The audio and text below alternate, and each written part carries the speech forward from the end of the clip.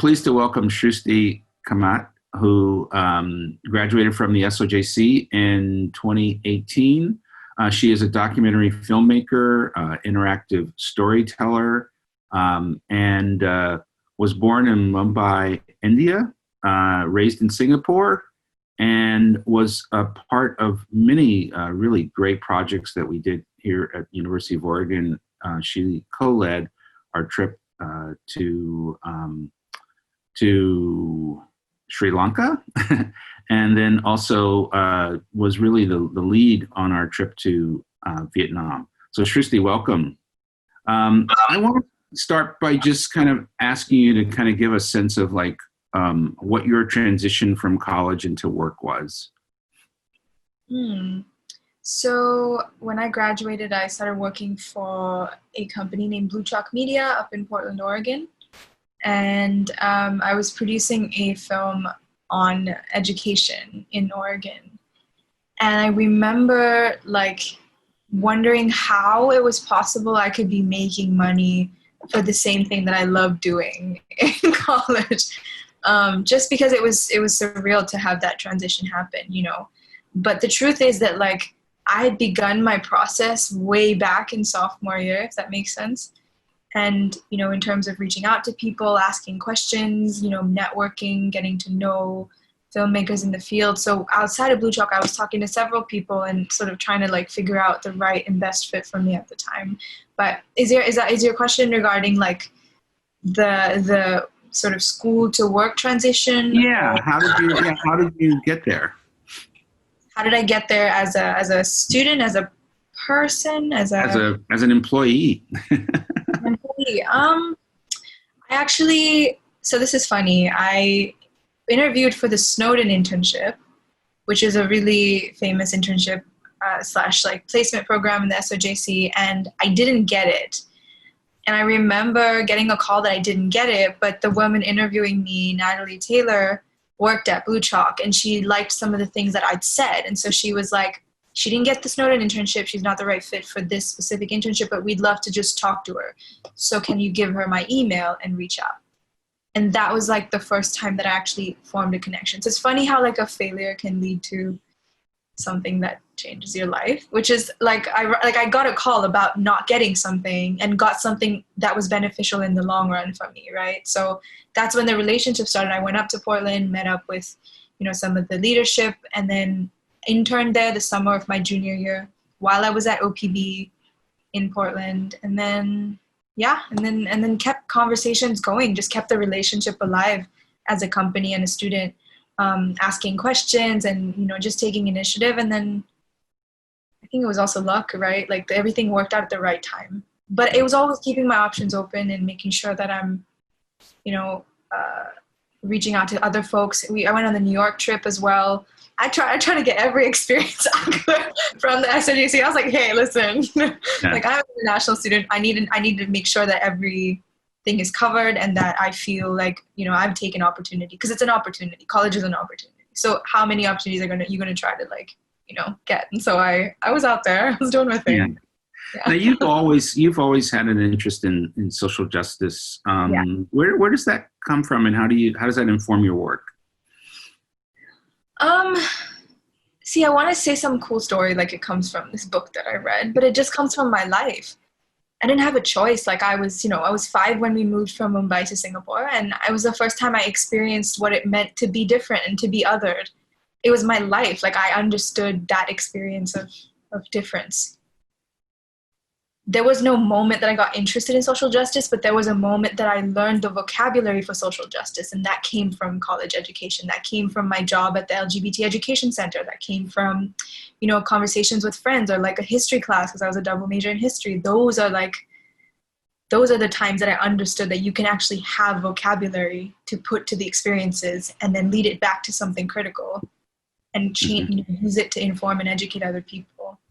But my interest in social justice, I think I've always been someone that is curious about why people are treated differently, why I was treated differently, both in Singapore, both in the States, even in India, right? Like even within the country that I was born in, there's castes and there's religious and there's, you know, gender discrimination. I mean, there's so many layers to these conversations that I don't see how those layers can't be experienced or like explored. I don't know if that answers your question. Yeah, no, it does. It does.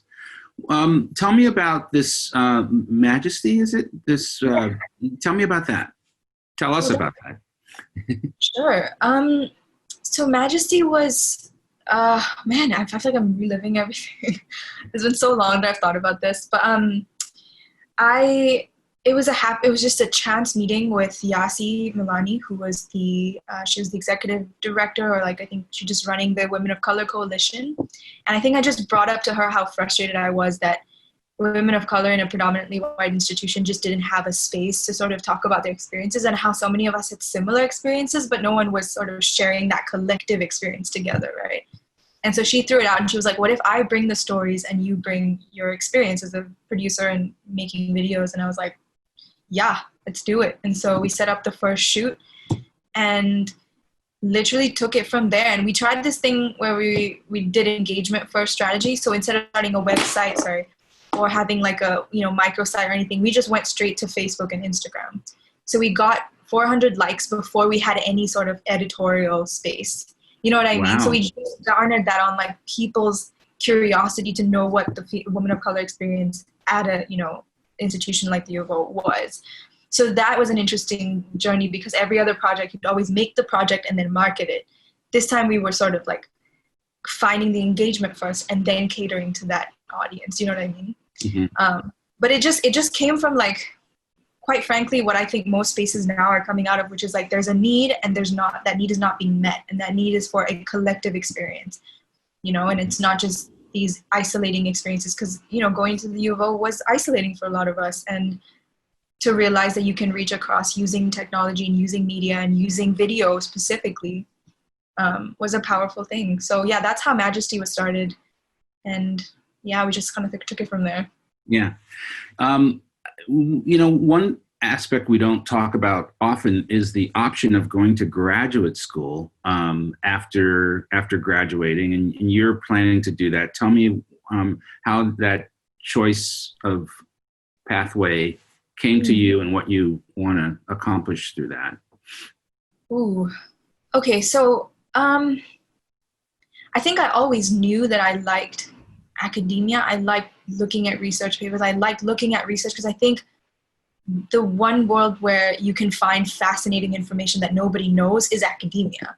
The only thing is that it takes time to get to the truth, because it's in a 300 stack, thesis, which is great for people like me because I like to read that. But then I'm like, how do I make this information accessible?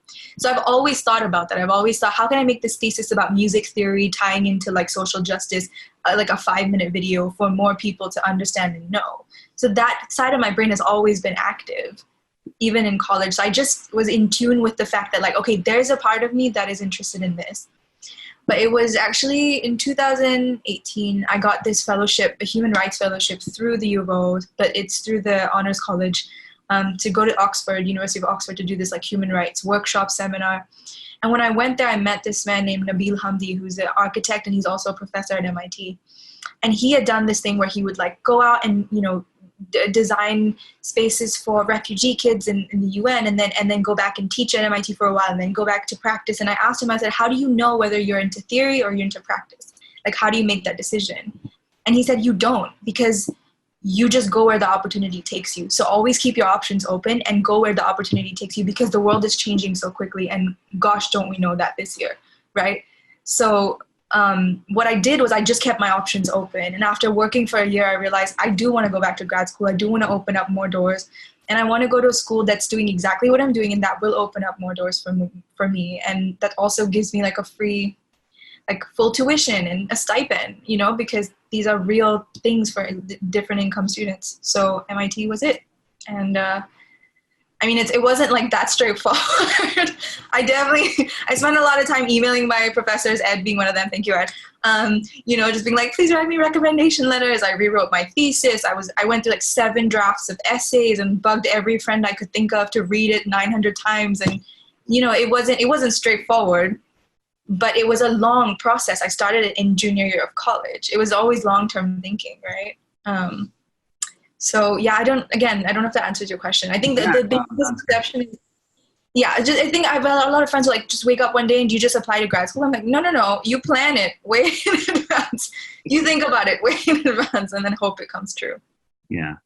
I want to bring in Hanan Najjar, who's now a senior at U of O and who's an aspiring storyteller and more than aspiring, and also a talented videographer.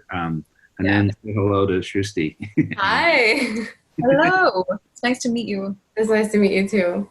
Well, I guess my first question is definitely, I know your interest in social justice. How does that play into kind of the work you've done, whether it's in college and kind of the work you're doing right now? Ooh. You mean how's my work in social justice or my interest in social justice? How does your interest in social justice kind of come into your work as a journalist? That's fascinating. Let me think. I think, and this might not be what you expect to hear, social justice taught me one thing, is that I don't know anything. Social justice taught me to be humble, which is that you're learning constantly about your own privileges, your own biases, and what you come with to this world, right? Like there's no end game to being quote unquote like aware of everything. And you're never ever fully self-aware. It's always a process. And when you start out, you're probably not sure what you're doing, who you're talking to, what your biases are, but over time you learn it. So when it's more philosophical than I think I would like it to be, but it's true, which is that that's the case for anything in life, right? You don't know everything until you do it, and until you're willing to like put yourself out there, do the research, talk to people, be vulnerable, but also be wrong and learn from that, step up to your mistakes, admit it, and move on. And I think right now we need that more, right? We need more people to say like, hey, I want to learn. I'm going to shut my mouth, listen to you. I'm going to give you space. I'm going to understand both of our social dynamics, what social group you come from, what social group I come from, what my privileges are, what your privileges are, and have a conversation about that. That is like invaluable. That applies to everything. That applies to how I interact with subjects. That applies to how I interact with, my editing concepts. That applies to how I interact with producers and teams. So I feel like it's just a way of life. Social justice, it has to be a way of life. I don't think we have a choice at this point, and it should not be a choice. Everybody should be involved in it. I'm sorry, I get really passionate. And right now especially, I'm like, everybody needs to talk about it. Everybody. Oh, I love that. I love that perspective too. How does, I know like a lot of work you do is also really international. So how does that kind of play with also that international lens that you bring in?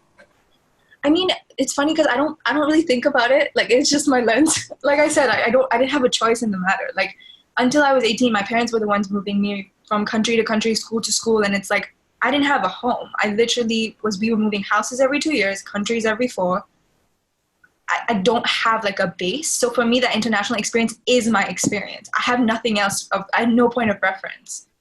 Right. So like, if you're telling me like, even when I was interviewing for jobs, it's like, oh, you're going to bring an international experience. I was like, no, I'm just bringing myself. You get the international experience with it, and that's a bonus for you. But like, I'm just being me. And by me being me, hopefully I can reach out to other people that feel like they don't belong just in one box, which is actually all of us, ironically. So it's, you know what I mean? So in a way, it's just not something I thought about actively. I was just curious about more people. So I don't know if that answers your question. Yeah, absolutely. I guess my last question is kind of more of a personal one, because I'm kind of in this space where I'm like going into my senior year trying to figure out what I'm going to do after college. And I know I want to do something like in multimedia, and Blue Chalk seems very interesting to me. So I guess how did you realize that like Blue Chalk was kind of that right first step out of college, and not somewhere else? Honestly, it had the most interesting project.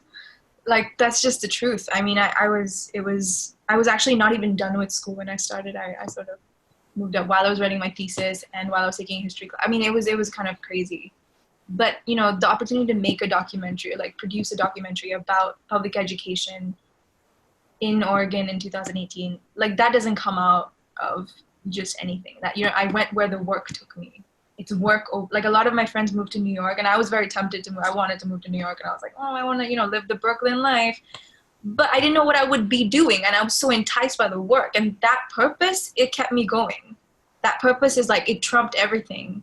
You know what I mean? Of like, I need to see this project through, and I want to do a good job with it, and I hope I do, and I hope I did. But the right fit question is complex, because I think that it just depends on your social situation, I think. like that option, like for example, what's the right fit for a job doesn't exist for like low income students. A lot of international students, it doesn't really it's what you get, and then you decide, okay, you know what, I have an opportunity, I'm going to take it, right? Like, to be honest, for example, when I graduated, I didn't have like, if you're an international student, if you're not a citizen of the States, you have 3 months, and if you don't find a job in 3 months, you have to leave, like, period. So you have this ticking clock in your head where you're like, okay, I know I'm on this clock that none of my friends are on, because they, you know, and I'm not blaming anybody. It's just the truth.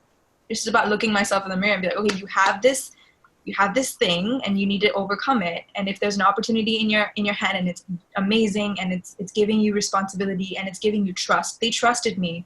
And I thank them for that, right? Like they took a chance on me. I was a college grad. They didn't have any reason to give me a full producer job and they'd be like, here, take a documentary and make it. But they did. It was trust. And to be trusted is to be respected. And that's why I took it, I think. That's awesome. Yeah. Srushti, that says a lot about who you are as a person. And I thank you so much for taking time out to join us from Singapore. Yeah. And as well. And we will continue to just hear about all the great things you're doing. And thank you so much. Yeah, no worries. And yeah, reach out if you need anything.